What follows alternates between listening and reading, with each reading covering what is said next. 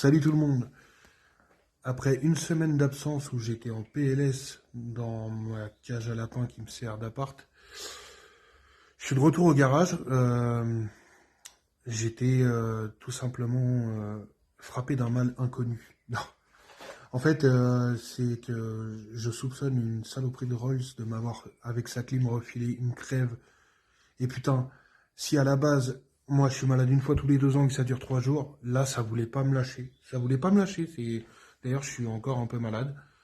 Donc je suis venu quand même bosser au garage parce qu'il faut avancer, il faut faire dégrossir un petit peu la liste des tâches à accomplir. Et bah donc voilà, et je crois que je vais commencer par le régulateur de pression d'essence. Puis après on verra si j'ai encore un peu de punch.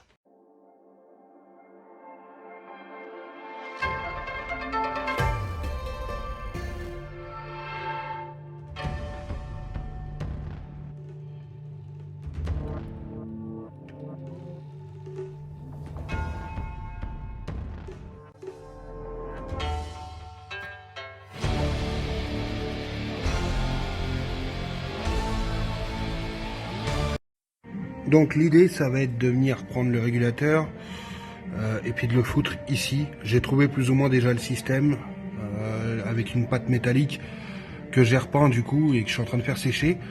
Et là bah, je vais déconnecter le régulateur de pression d'essence, commencer à mettre les nouvelles durites et quand le support sera sec, bah, finaliser tout ça. Et on va voir ce que ça va donner.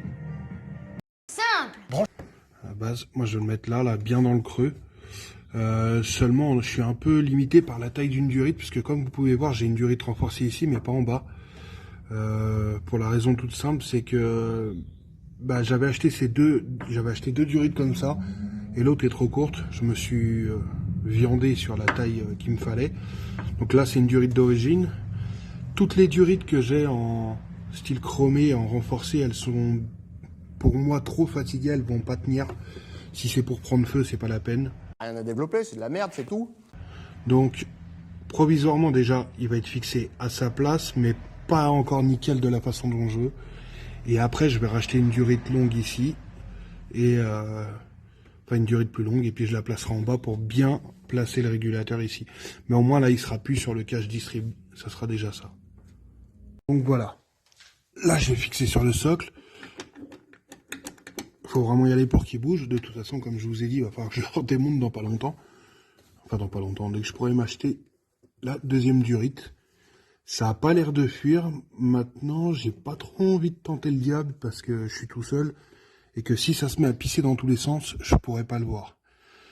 Je vais essayer un ultime coup de clé et puis on va voir puisque là j'ai rebougé le régulateur par rapport à la prise d'avant.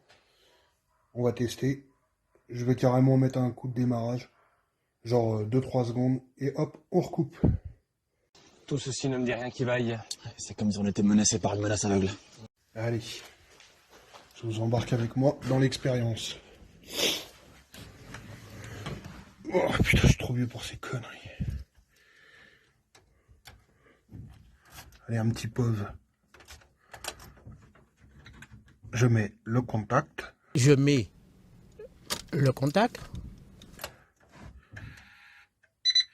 Et vous voyez pas le dashboard, les inscriptions, parce que ça passe mal au téléphone.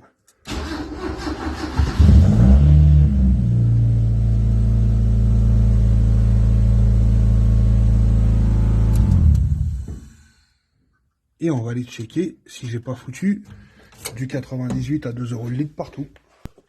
On passe la papate en dessous, c'est sécos, c'est sécos, c'est sécos. Écoutez, ça m'a l'air pas mal. Hein. Maintenant, je vais attendre, j'ai des potes qui doivent venir bientôt, parce qu'on va regarder les 24 heures du Mans ensemble. Et ils viennent aussi écouter l'échappement Unleashed. Donc, ce qu'on va faire, comme ils seront tous les deux, puis moi je serai là aussi, on sera 3. Moi je me mettrai au poste de conduite. Il y en a un qui regardera sous le capot si ça pisse pas, et puis l'autre qui se mettra à l'arrière, et puis ils intervertiront. Pendant quelques jours, je vais la garder en surveillance comme ça, en faisant des petits tests. Et puis quand j'aurai rechangé la durite, c'est pareil, il y aura d'autres tests, à savoir la démarrer un petit peu, faire 100 mètres, la couper. De toute façon, à terme, ce que je vais faire, il y a beaucoup de voitures de piste qui en ont, c'est mettre une dashcam sous le capot. Ça, clairement, c'est hyper utile avec un petit écran de contrôle dans l'habitacle. C'est hyper pratique pour contrôler dès qu'on commence à avoir des modifications comme ça.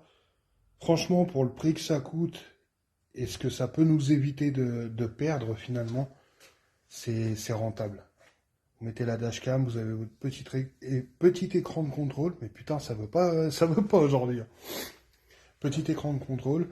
Et si vous avez un départ de feu, une fumée anormale, une pièce qui rougit ou machin, vous le voyez tout de suite, vous coupez la voiture avant qu'il y ait des dégâts. Parce que vous pouvez avoir un départ de feu qui vous crame une sonde, un capteur ou n'importe. Et là, vous allez le voir. Mais entre-temps, elle aurait eu le temps de brûler d'autres trucs.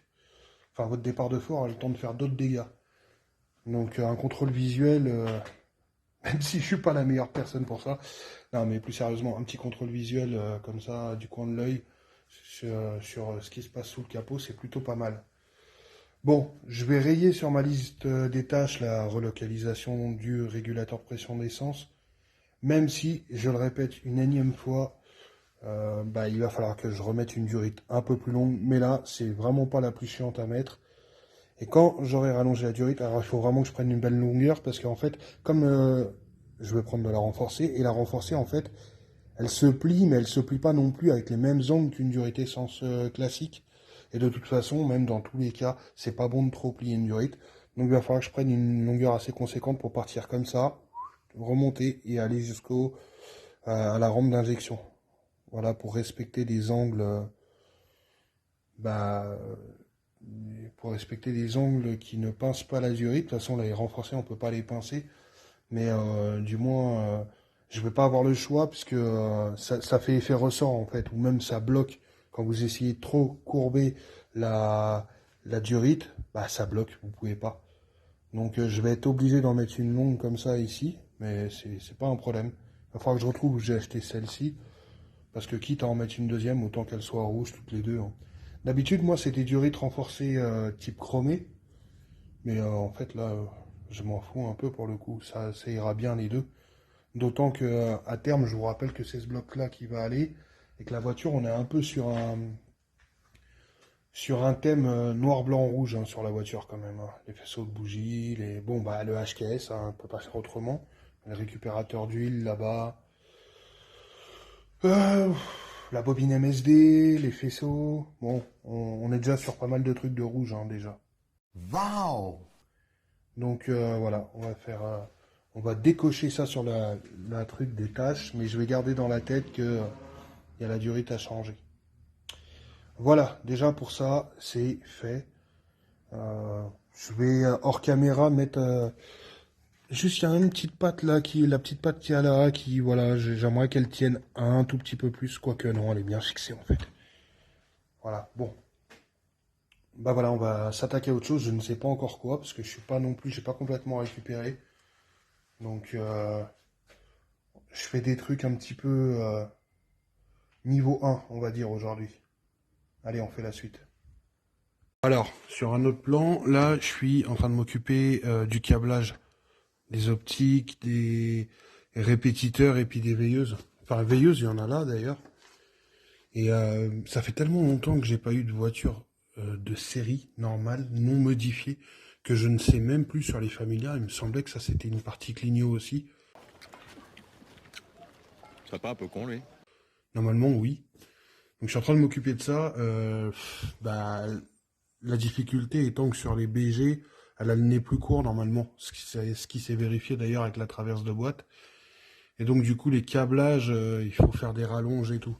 Alors, moi de toutes les voitures que j'ai eues, j'ai gardé pas mal de pièces, essentiellement des bouts de faisceaux, un peu de tout en fait. Et évidemment, le seul que j'ai trouvé qui était compatible, parce que là il me manque des bouts de faisceaux, c'est un que j'avais coupé à ce niveau-là pour faire un testeur. Après, c'est pas grave, des culots d'ampoule qui vont là, parce que ça va là. Et ça, c'est la veilleuse qui va sur le côté. Des culots d'ampoule comme ça, j'en ai. Mais c'est juste qu'il va falloir que je dénude, je soude, et puis je refixe ça ici. Mais voilà. Et puis, je vais me pencher aussi sur le cas Vous voyez, j'en ai de rechange, parce que j'en ai eu 3 des familles ABA. De la veilleuse, là, de ce bloc optique là, donc ça va là-haut. C'est pas facile à une main. Ça doit passer entre l'aile et l'optique, voilà. Après, vous avez un truc qui se rentre dans l'aile. Et ça se coulisse dans le feu. Il faut que je regarde parce que... Donc il se mettait bien droit et tout, mais j'avais toujours en fait la fixation du bas qui voulait pas bien se mettre, et du coup si on tirait dessus, on pouvait le faire. Alors on sortait pas complètement parce qu'il tenait, il tenait avec sa vis du haut et tout. Vous avez une vis à mettre là sur le dessus. Bon, on la voit pas. Mais bon, après ça faisait un jour et ça faisait dégueulasse. Je suis en train de voir pourquoi on n'a jamais réussi à remettre ça bien. Je pense que c'est peut-être l'optique qui est un peu décalée. Ça pareil, j'en ai un d'optique. Et là où j'ai eu de la chance, c'est que j'en avais une autre paire d'optiques et que j'ai transformé un optique conducteur. Donc j'ai enlevé toute la vitre et le déflecteur pour en faire une admission dynamique, on va dire, quelque part, puisque j'ai gardé toute la partie un peu entonnoir du fond de feu, je l'ai repeint, j'ai retravaillé un peu le truc pour que l'air soit guidé directement sur l'admission. Alors ça ferait bien, mais moi j'ai pas envie de supprimer les optiques. Donc là là où j'ai eu de la chance, c'est que l'admission est de l'autre côté. Parce que j'avais fait ça, je me doutais pas que j'aurais besoin peut-être de l'optique. Et là, je suis en train de me dire, peut-être que celui-là, il a peut-être pris du jeu avec le temps, et il empêche que l'optique que la veilleuse ici se mette bien. Bon, on verra. En tout cas, là, il va falloir que je fasse des rallonges de fil pour ça. En fait, la partie un peu compliquée, là, c'est que c'est pas le faisceau de la voiture, on est d'accord, c'est un swap, donc j'ai dû prendre le faisceau d'une autre voiture. Et même si fondamentalement, on est sur les mêmes marques, les mêmes modèles, mais avec des générations différentes, même si les japonaises reprennent beaucoup de choses d'une année à l'autre, et même d'une marque à l'autre, il se trouve qu'il y a quand même des différences, et là, la différence va faire que j'ai des adaptations, des rallonges de fil essentiellement à faire. Donc là, je vais me coller dessus, et puis comme ça, elle aura ces 2 veilleuses à l'avant, et puis je vais pouvoir m'occuper aussi de lui mettre les clignots ici. Puis après, il faudra que je câble les répétiteurs là-bas. Donc voilà. Mais cette voiture, plus je la regarde, là je fais une petite aparté, mais plus je la regarde, plus je la kiffe. Elle est vraiment magnifique. Je pense que si on devait faire le parallèle avec un être humain, je dirais de cette voiture que c'est une voiture qui est juste trop belle, mais qui s'en rend pas compte. C'est dingue. Petite dédicace personnelle à quelqu'un? Je ne sais pas. Arrête la drogue! Bon, allez, on arrête les trucs un peu perso. Je retourne bosser sur l'électronique. Ou alors je continue demain. En tout cas, j'en suis là. Et normalement, fin juillet, on a une visite plus que agréable. Puisque, vous verrez, mais on sera sur la résolution d'un des derniers points de ce projet, on va dire, avant qu'il passe en sural. Mais voilà. Moi, dès que j'achète l'étrier, je lui swap son train arrière à disque. Et puis, fin juillet, j'ai quelqu'un qui passe pour me faire, allez, je vous le dis, la suppression du Neumann et le câblage de tous les boutons, tous les interrupteurs. Et, les refaire au propre surtout. Et puis, aussi me laisser des plus de disponibles pour quand j'aurai d'autres instrumentations que je vais acheter à alimenter, type le Tripmaster, tout ça. Bon, allez. Je vous laisse pour ce point upgrade là et on se retrouve dans le prochain. Salut! Bon, allez, petit bonus avant que je rentre. Donc c'est bon, j'ai fait mes rallonges de fil de ce côté-là, il me reste plus que l'autre côté à faire. C'est pour ça que ça clignote rapidement comme ça, c'est parce que l'autre côté n'est pas branché, donc il considère qu'il y a une ampoule de grille. Et puis les répétiteurs ne sont pas faits encore. Mais ça encore, j'ai une connectique dans l'aile et normalement elle devrait peut-être être assez longue pour câbler sans faire de rallonge. Mais bon, là c'est câblé, donc on a les veilleuses, clignot de ce côté-là. Il me restera plus qu'à faire de l'autre côté. Donc voilà. Puis oui, j'étais con tout à l'heure quand je disais que je savais plus si c'était les veilleuses ou les clignots. C'est orange, qu'est-ce que ça peut être d'autre?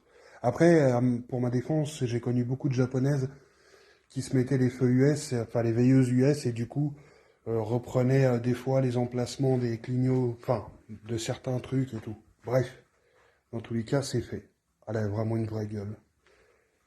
Allez, salut!